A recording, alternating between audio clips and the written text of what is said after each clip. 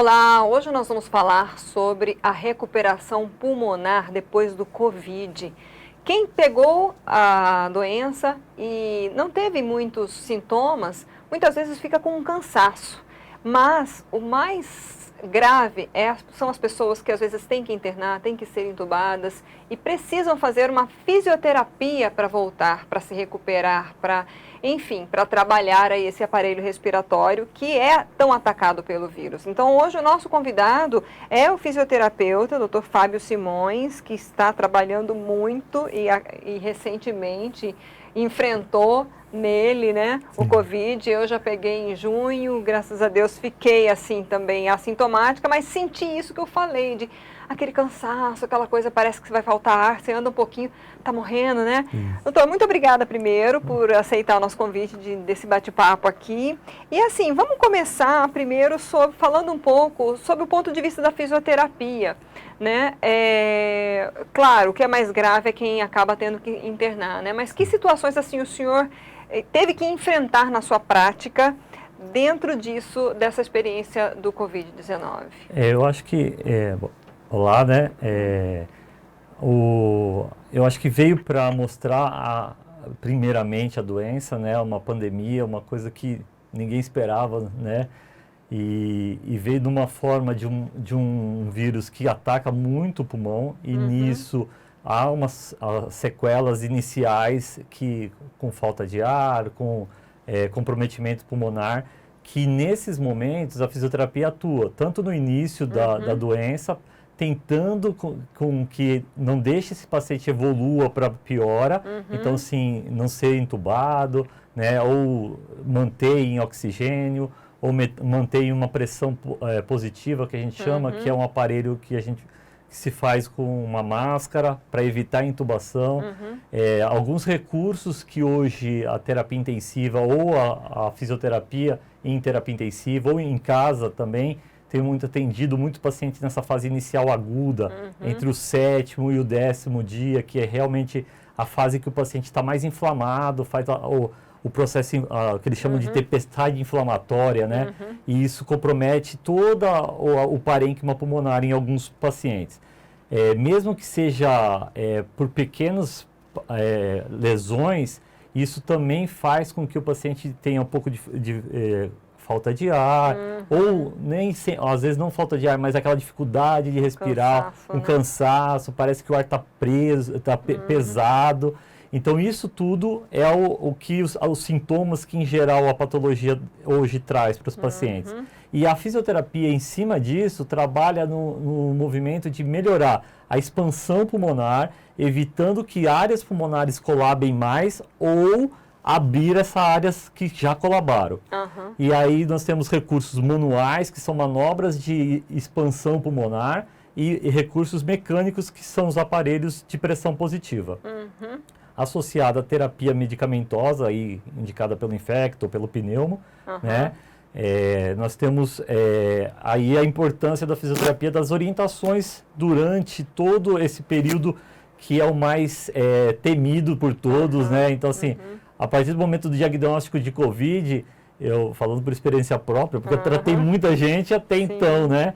E aí, quando você tem a doença e uma gravidade moderada, que a minha foi leve para moderada, você percebe que realmente a doença, além de ser física e causar alguns transtornos pulmonares, tudo, ela tem um fator psicológico, emocional.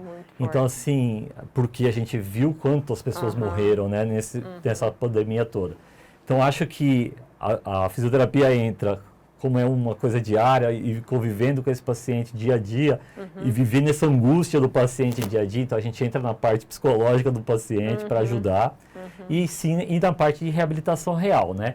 Inicialmente é tentar abrir, tentar melhorar e deixar com que esse paciente fique o mais estável possível, né? Isso no primeiro momento, nesse período entre o 8º e o 15º, 16º dia. A partir que esse paciente evoluiu bem, sem grandes transtornos, ele vai ficar com esse cansaço que você referiu. Então, o ideal é que eles façam exercícios respiratórios gradativamente, são padrões respiratórios que a gente chama. São exercícios que você aumenta a capacidade de expansão pulmonar e isso melhora a troca pulmonar. E fortalecimento muscular em geral. Então, assim, a gente tem visto que não só a parte respiratória tem que ser trabalhada. O Covid é uma doença que você perde muita massa muscular por conta do consumo de energia que ele provoca. Então, onde ele vai buscar a energia, o organismo, é no músculo, que é o órgão, é a substância mais rápida para se transformar em energia. Então, assim, depois é a gordura, né? Infelizmente, né? Mas primeiro é o músculo. Então, os pacientes perdem muita força muscular. E o cansaço é referido à lesão pulmonar, mas também a essa fadiga, essa perda de massa muscular. Então, tudo isso vai com que o paciente precise reabilitar, fazer um programa de reabilitação pós-Covid, né? Lógico que os mais graves, né? A gente tem visto que os pacientes com pouca gravidade, em um mês, voltando à sua atividade normal, eles começam a ter, já recuperando e melhora essa parte. Então vamos dividir aqui as suas orientações em duas partes. Os que não estão numa situação muito grave, depois a gente fala dos mais graves. Certo. Mas, por exemplo, a pessoa que não teve muitos sintomas e ficou com esse cansaço e tal, durante esse tempo da doença, a pessoa pode, por exemplo, fazer alguma atividade física? Qual é a recomendação, né, para aquela... Porque às vezes, eu não estou sentindo muita coisa, estou só meio cansada, então eu vou forçar um pouquinho para ver se o meu corpo reage. Isso pode? Isso é um erro, né? Porque a gente percebeu que é uma doença do repouso, é para você ficar quieto mesmo. Porque o consumo de energia por conta da doença é muito grande. Então, o ideal é que nesse momento ele faça exercícios respiratórios, que é para manutenção do pulmão, a expansão do pulmão, e mais nada. E hidratação abundante, né? Beber muita água mesmo. É o que a gente tem indicado para os pacientes ter realmente feito diferença, né? Os exercícios e hidratação. Que tipos de exercícios, assim, a pessoa pode fazer em casa? Pode. Então, são padrões respiratórios que a gente chama. Então, vou fazer um exemplo que a gente fraciona a respiração. Então, você vai inspirar em 2 vezes e expirar em 1 vez só. Então, vou usar um braço para exemplificar bem. Então, e solta em 1 vez.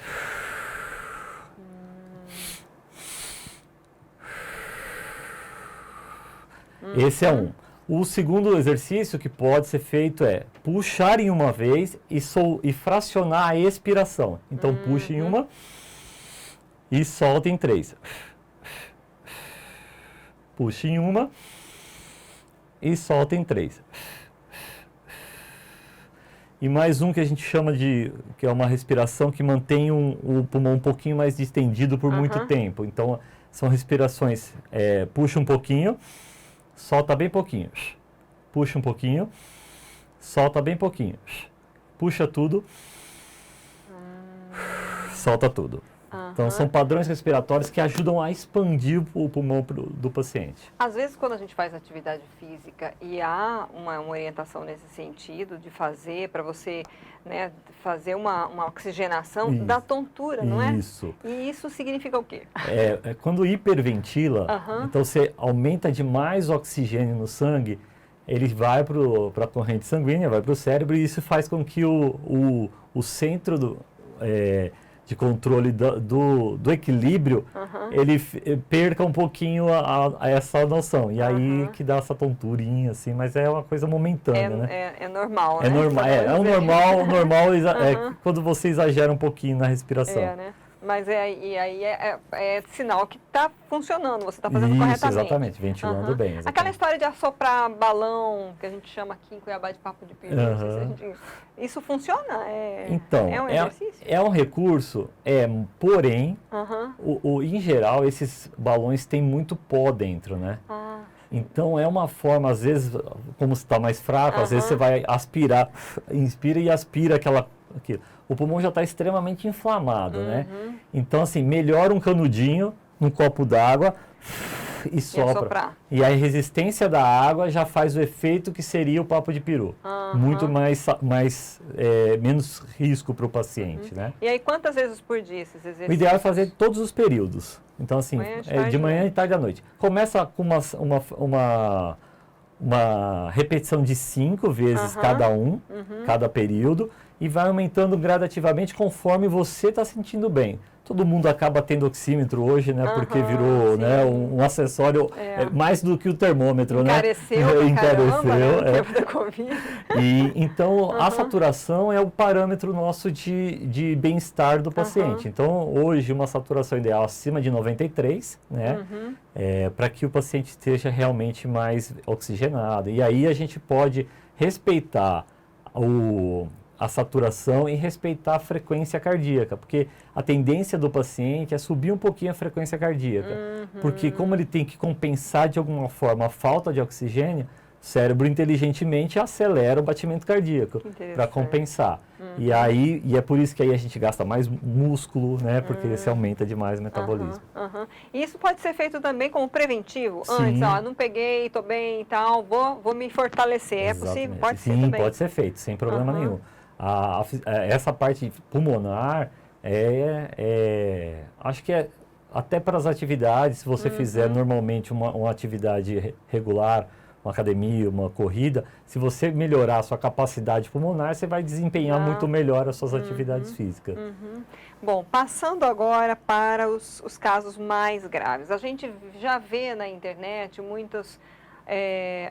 não vi muito... Tem fotos, mas tem também alguns desenhos, algumas coisas assim, mostrando a posição da pessoa que fica entubada, deitada de barriga para baixo com a intubação, né? Essa questão da posição, isso daí, por que esse tipo de posição? Isso, porque a gente chama de posição prona, que é uma posição que você consegue deixar a maior área pulmonar sendo ventilada. Porque pensando que o pulmão ele vem posteriormente, ele tem uma maior área de contato, né? Então, se você estiver encostado, aquela área de contato toda vai perder a ventilação. Você está pressionando ele. Isso, exatamente. Então, tudo vai pesar ali em cima. A partir do momento que você vira de barriga para baixo, isso aumenta essa questão da área de perfusão e de ventilação, e isso melhora a saturação do paciente. Em geral, melhora as trocas também. É um recurso de recrutamento mesmo pulmonar. Mas essa posição para quem não está grave também, isso é importante ele perceber? Que posição a pessoa que está com Covid, mesmo assintomático, deve estar, deve fazer, dormir? Eu oriento muito meus pacientes a sempre evitar a barriga para cima. Deitar de barriga para cima. Exatamente porque se você faz isso, comprime a área pulmonar posterior. Então, sempre de lado, lateralizado, direita ou esquerda. Isso vai depender muito das lesões pulmonares. Se você tem um comprometimento mais à direita ou mais à esquerda, você vai se sentir melhor de um ou de outro lado. E de decúbito ventral, que é o prono, né? Deitar de barriga para baixo mesmo, para que você melhore. Então, assim, usar esse recurso, que é um recurso extremamente funcional para a reabilitação do paciente e ele melhora a frequência respiratória do paciente, diminui a frequência, porque os pacientes que com Covid ou com qualquer doença pulmonar tendem a aumentar a frequência respiratória para compensar. E essa posição também ajuda um pouco a controlar essa frequência, porque expande mais, né? A gente não imaginava, quando o senhor falou de posição, falei, puxa, a gente não... Porque a gente se acostuma, cada um tem a sua posição, se a gente dormir, se acostuma com aquilo, e para mudar, principalmente quem dorme com a barriga para cima, deve ser muito difícil Sofrido, ter que, né? E a gente tem pacientes com lombalgia, que também você deitar de barriga para baixo, dá um pouquinho a lombar. Então, uma dica para esses pacientes, um travesseiro bem fininho, embaixo da barriga, para que melhore e não deixe a lombar cair tanto e aí piorar a dor lombar, né? Só mais para evitar esse incômodo, isso, né? Isso. O senhor falou também um pouquinho antes a questão de hidratação. Por que é importante beber bastante água? Então, a doença, ela, por metabolismo acelerado, as pessoas estão transpirando muito, então desidratam mesmo. E alguns têm febre, que também desidrata. Então, a água, ela é, né, solúvel, né? Então, até mesmo por conta desses microtrombos que se faz, né? Então, o ideal é que você se hidrate bem mesmo. Tanto na parte de água mesmo, mas eletrólitos, né? Esses isotônicos, né? Água de coco é importante, porque às vezes também chega uma hora que você já não aguenta mais beber água pura, né? Então botar um sabor pelo menos para dar uma aliviada. Agora, a questão de quem passou pela fase de intubação, o senhor falou alguns exercícios aqui para quem estava bem ou teve, né, poucos sintomas e tudo mais, mas essas pessoas, elas precisam ter um acompanhamento de um fisioterapeuta para se recuperar? Quanto tempo, assim, como é que é essa recuperação para esses casos graves? Ó, é uma coisa que a gente tá chegando, né? Então, assim, a gente tem pacientes aí com 30 dias de reabilitação, 40 dias de reabilitação, para que volte às atividades normais, né? Então, assim, vamos contar aí, entre 30 e 60 dias é o prazo de reabilitação desse paciente. A gente sabe que as tomografias, em gerais, a lesão pulmonar, ela demora mais ou menos isso para se reverter, apesar de melhorar a troca, melhorar a saturação, o paciente fica cansado exatamente porque demora essa fase inflamatória do pulmão para sair, para voltar ao normal. E alguns vão ficar com um pouco de cicatriz no pulmão, né? Fibroses pulmonares na região onde fizeram as lesões. E aí a gente vai ver, porque são pacientes que são às vezes jovens, né? Que talvez vão trazer transtornos na velhice, né? Então a gente vão ter sequelas aí por muitos anos por conta dessa doença. Tem muito que se estudar e muito que se aprender, né? Eu falo que a gente vem aprendendo com a doença, né? Eu brinco até que eu tive agora essas 20 dias atrás, talvez a melhor época de se tornar um paciente mais grave, né? Porque se aprendeu muito já com a doença. Infelizmente, algumas pessoas tiveram que falecer para isso, né? E a gente sofre, né? Famílias perderam muita gente, né? Algumas famílias, né? Nossa, foram muitos. Então, assim, mas porém, eu acho que a ciência tem evoluído e a gente tem visto que os pacientes têm evoluído melhor e com mais sucesso, né? Apesar de alguns terem que ser entubados, tudo a gente percebe que os pacientes têm evoluído. Aquele pânico inicial, entuba todo mundo. Depois, ou então não procura o médico, se você não tiver nada, fica em casa. Só quando estiver com falta de ar. No começo era assim, né? Aí a pessoa vai só quando estiver com falta de ar, já não tem recurso mais o que fazer. Então, nesse momento, aí o paciente às vezes vai para intubação mesmo. Então, o ideal é que o paciente diagnosticou, vai para o médico, né? Repouso mesmo, né? E vê as medicações, né? Cada médico cabe a sua linha, né? Isso não cabe a minha decidir. A minha parte é fazer a reabilitação pulmonar. A gente já aprendeu aqui só sobre essa sua área, imagina. Assim, alguma coisa que faltou, doutor, que a gente não comentou, que a gente... eu acho que é importante falar que ela é uma doença física, mas o aspecto emocional é muito grande.